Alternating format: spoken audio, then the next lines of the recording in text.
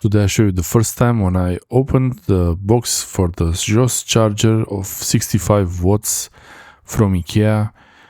I bought this in Romania and I had this opened 20 watts at 3.25 amps. That's where it charges at 65 watts. It has a pretty interesting combination of charging modes. It's a programmable power supply, and that's the information of the box. I actually made a few videos of this, but this one it was just right after I bought them. This one, the 65 watts and the 20 watts. And the charger itself here, it looks like this because this is the European style plug. And the box, it's very simple. It has these stickers, which I'm not sure what to do with them.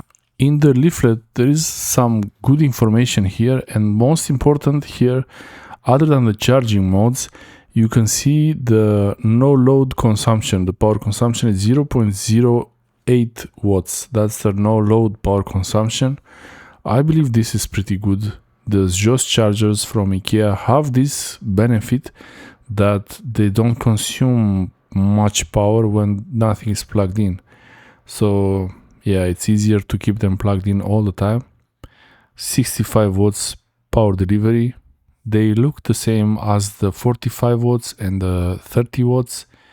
And this is a charging cable for 60 watts. And I asked someone in Ikea there in the store, in the shop, and they told me it's okay, it's not going to be a problem.